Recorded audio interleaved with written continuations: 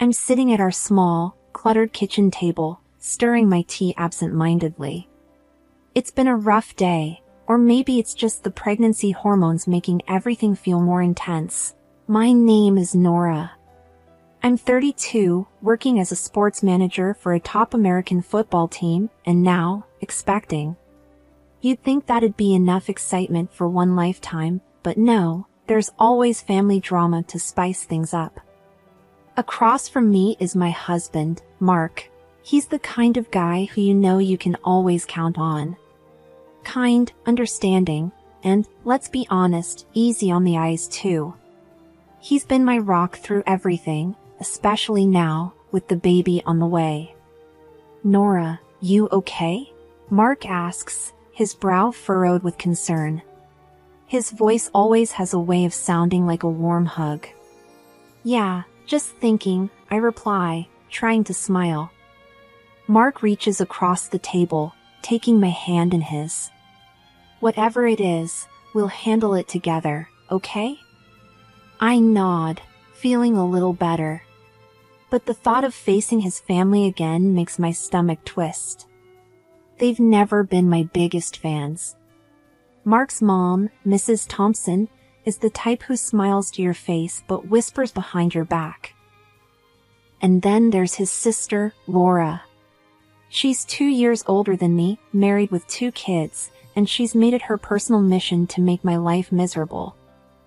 It started off as small jabs here and there, but ever since we announced the pregnancy, she's been relentless. Just yesterday, at the family dinner, she started again. So, still hanging around those football players all day? Laura asked, her voice dripping with fake sweetness. Mark jumped in before I could respond. Laura, cut it out. You know she's professional. Laura just laughed, a harsh, grating sound. I'm just saying, it's a lot of temptation, isn't it? All those fit, young guys? I clenched my fists under the table, trying to keep my cool. It's the same every time. She hints, insinuates things about me and my job, about my loyalty to Mark. It's exhausting. Mark's mom, sitting beside Laura, always chimes in with her own subtle digs.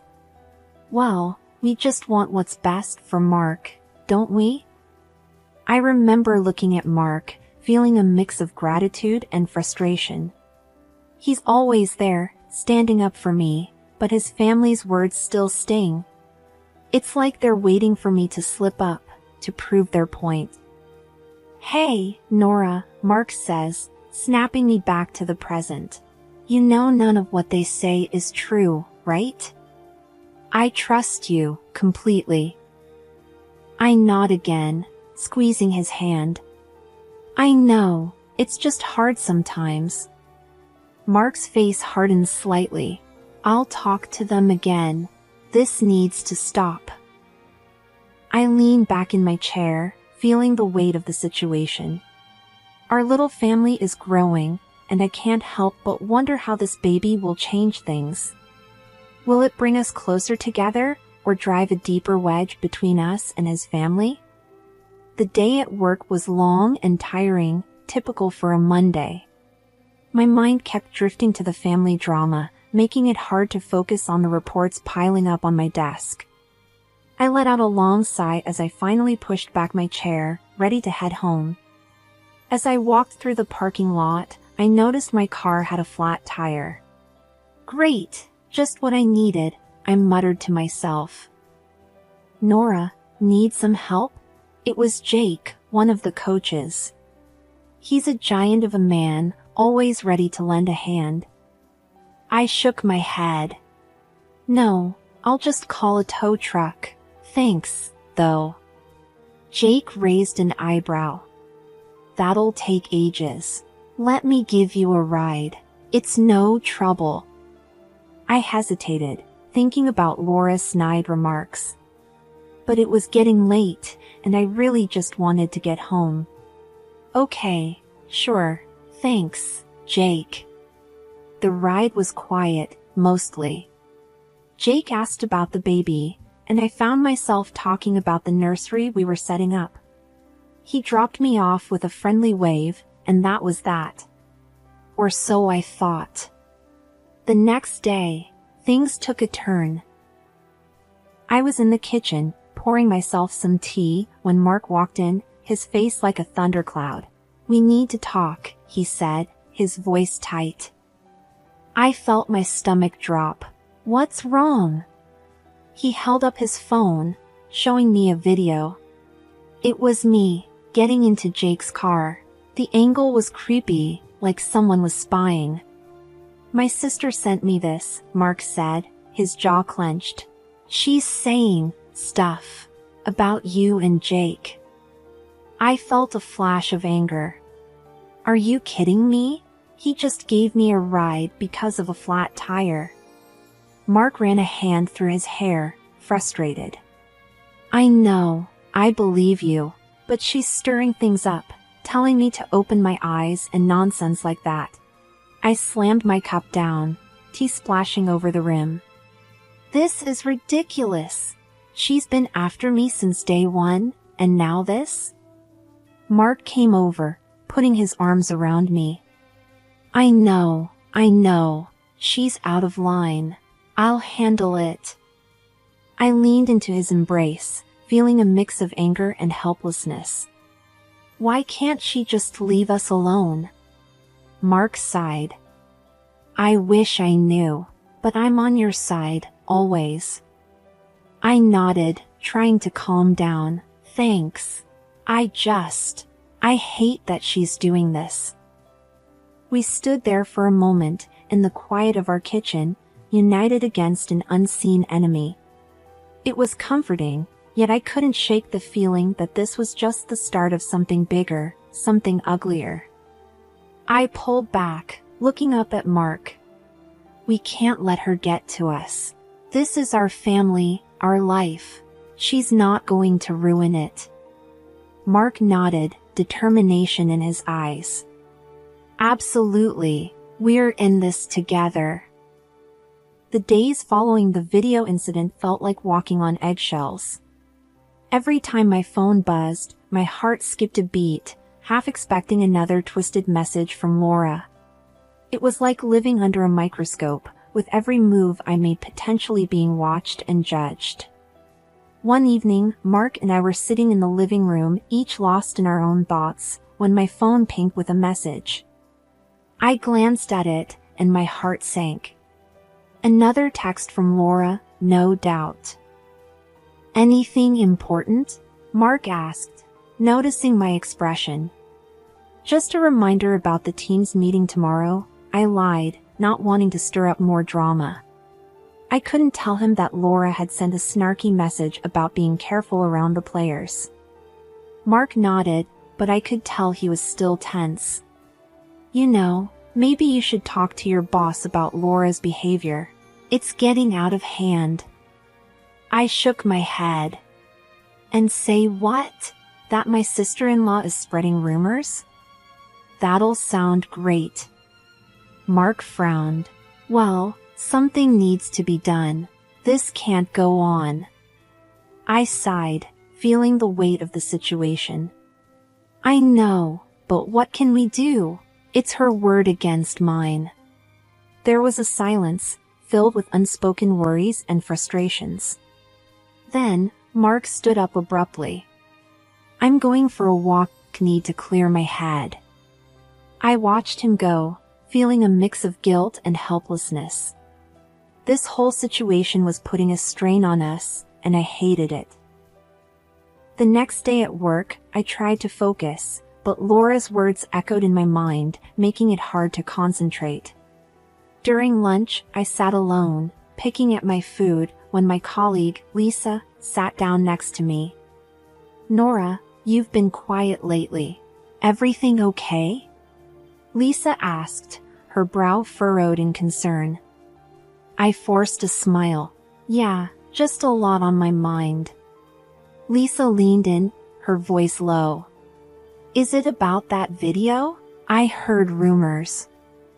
I felt a surge of anger and embarrassment. Who's spreading this nonsense? Lisa shrugged. I don't know, but it's around. You know how people talk. I put my fork down, my appetite gone. Great, just what I needed. Lisa put a reassuring hand on mine. Hey, we know you. Don't let idle gossip get to you. I nodded, but her words did little to ease my mind. The rumors, Laura's relentless jabs, it was all starting to take a toll on me. When I got home that day, Mark was already there, looking serious. We need to talk about Laura. I hung up my coat, bracing myself. What now? Mark hesitated. I think we should confront her, together. Show her we're united. I sighed, feeling a knot in my stomach. And then what? She's not going to stop, Mark. This is like a game to her.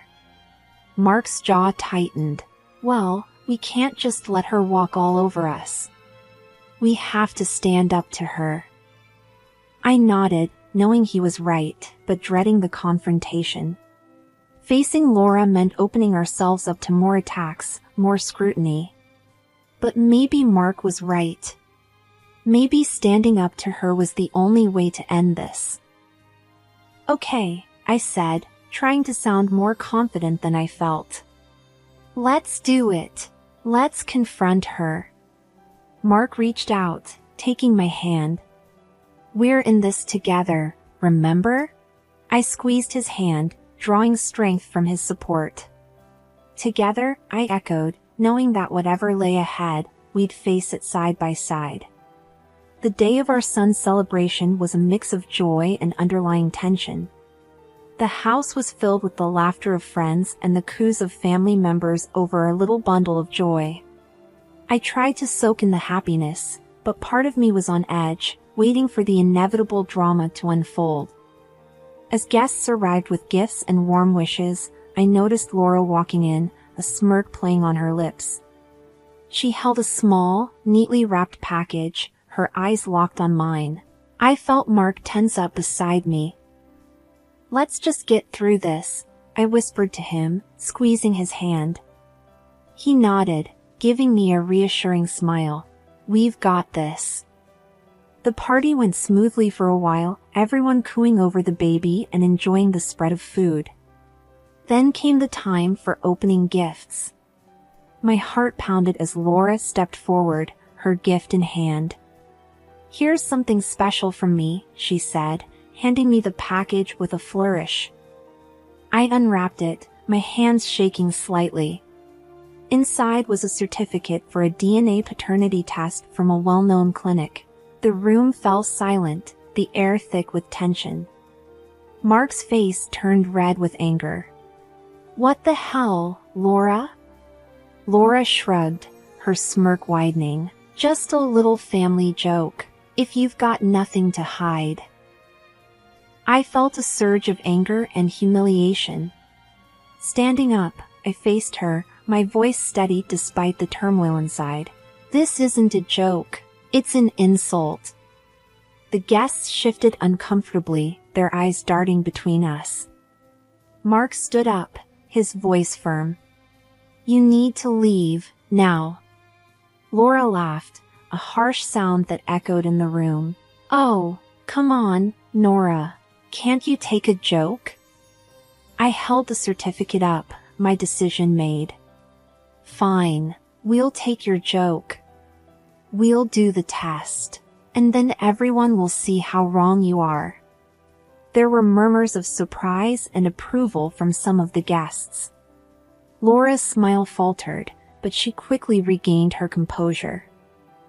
Suit yourself, she said, turning on her heel and walking out. The rest of the party passed in a blur. Friends and family tried to be supportive, but the joy of the occasion had been tainted. Later, as Mark and I put the baby to bed, he wrapped his arms around me. I'm sorry, Nora. I never thought she'd go this far. I leaned back against him, feeling drained. It's not your fault, but we'll get through this. Together. Mark kissed the top of my head. Always. The next day, we went to the clinic. The whole process felt surreal, like we were characters in some twisted drama. But we did it, for our family, for our peace of mind. Sitting at the kitchen table with the DNA test results in hand, confirming Mark as the father, a mix of relief and anger coursed through me. Mark, looking over my shoulder, let out a long, heavy sigh. "Well, that settles it," he said, his voice tinged with a mix of satisfaction and bitterness. I nodded, folding the paper and setting it aside. "It does. But it doesn't change what she did. How she made us feel." Mark sat down beside me, his expression hardening. "We can't let her get away with this. She's crossed a line." I looked at him, my mind racing with thoughts. "I have an idea. It's a bit, well, it's not exactly nice." Mark raised an eyebrow. "I'm listening." I took a deep breath. Her birthday is coming up. What if we give her a taste of her own medicine? A DNA test for her family? Mark's eyes widened. "Are you serious?" "Dead serious," I replied, feeling a surge of determination. "She needs to understand how it feels." Mark considered it for a moment, then nodded slowly. "All right, if that's what you think is best. But are you prepared for the fallout?" I shrugged. "After everything she's done?" "Yes, I am." The next few weeks passed in a blur of planning and anticipation. Mark was supportive, though I could tell he was worried about how far this might go. But I was resolute. Laura had to learn her lesson. Finally, Laura's birthday arrived. We were at her house, a crowd of family and friends gathered to celebrate.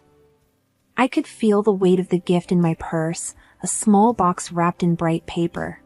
As we all gathered around for the gift giving, my heart pounded in my chest. Laura opened gifts from others, laughing and thanking them. Then it was our turn. I handed her the gift. "Happy birthday, Laura."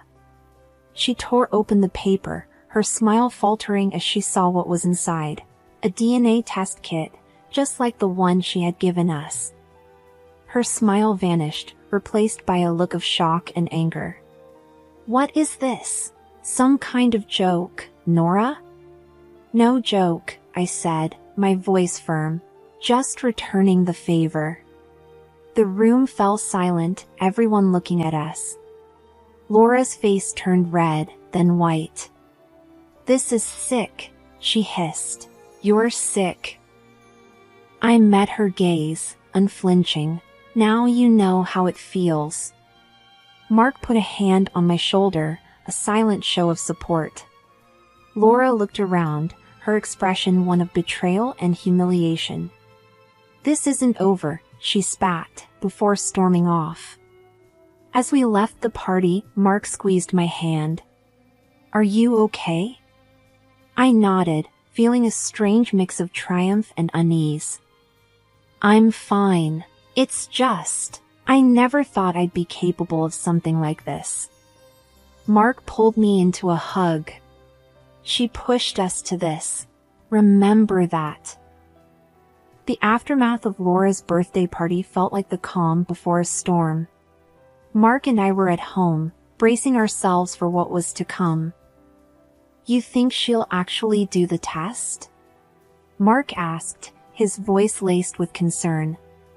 I shrugged, stirring my coffee absent-mindedly. "I don't know, but I hope she realizes how her actions hurt others." It wasn't long before we got our answer. A few days later, Mark's phone buzzed with a message. He read it, his expression turning grim. "Laura did the test," he said, handing me the phone.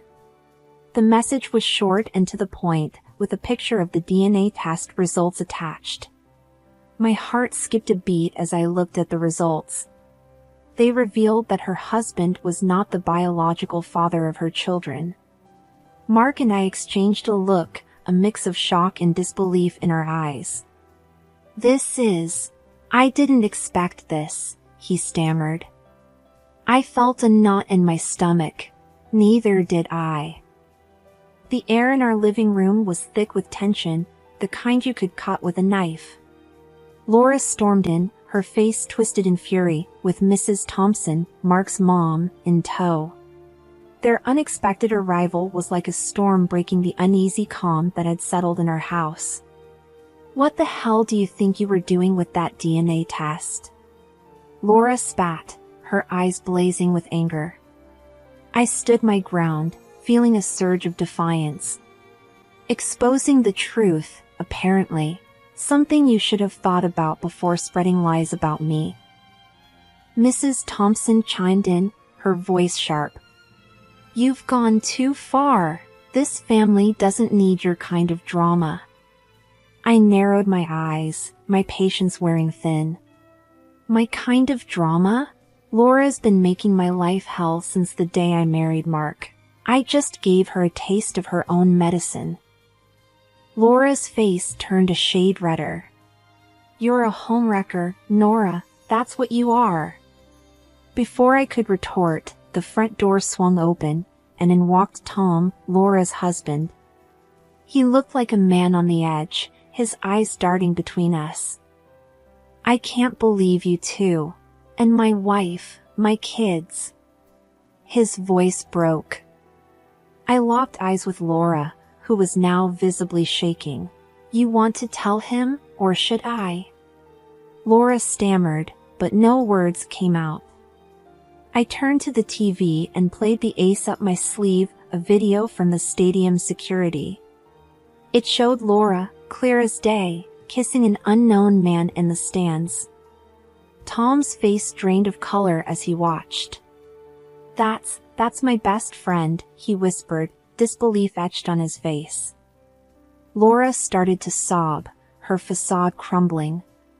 Tom, it's not what it looks like. But Tom wasn't listening. He turned to me, his expression a mix of gratitude and pain. Thank you. I needed to see this. I shrugged, feeling a cold satisfaction. Don't thank me, thank Laura for her endless meddling. Mrs. Thompson stood there, speechless, her earlier reproach forgotten. The room was silent except for Laura's crying. Tom turned and walked out, his steps heavy with the weight of betrayal. Laura ran after him, her pleas falling on deaf ears. Mrs. Thompson followed them out in silence. As the door closed behind them, Mark wrapped his arms around me. You okay? I leaned into his embrace, feeling a complex mix of relief and regret. Yeah, it's finally over. The dust had settled in the wake of the scandal, leaving a silence that was both uneasy and reflective. Mark and I sat on our back porch, the evening air cool and comforting. Our son slept peacefully inside, oblivious to the turmoil that had recently engulfed our lives. Mark broke the silence, his voice tinged with a mix of sadness and resolve. I can't believe it's come to this. My sister, Tom's best friend, my family, all torn apart. I looked out into the fading light, feeling a weight in my chest. I know. Sometimes the truth hurts, Mark. It's not pretty, but it's necessary. Your sister's actions, her lies, they were like a poison in our family. Mark nodded slowly. I know. It's just hard to see it all fall apart. I reached out, taking his hand. We can rebuild, Mark. Not the same as before, maybe, but something stronger, something real. He squeezed my hand, a small smile breaking through his troubled expression. With you, I believe we can. We've weathered the storm together. We sat in silence for a moment, each lost in our own thoughts. Then Mark spoke up, his voice more determined. We need to start fresh, you, me, our son. We'll set new boundaries with my family. It's time to put our little family first. I nodded, feeling a sense of purpose amidst the chaos. I agree. It's time to move forward on our terms. As we stood up to go inside, Mark paused, looking at me with a newfound appreciation.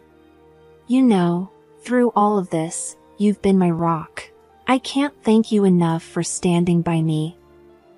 I smiled, feeling a warmth spread through me. Always, Mark. We're a team, remember? We walked back into the house, the light spilling out onto the porch, a beacon in the darkness. Inside, our son slept peacefully, a reminder of the love and hope that still remained. I closed my eyes, feeling Mark's steady breathing beside me. Tomorrow was a new day, a new beginning. And we were ready for it.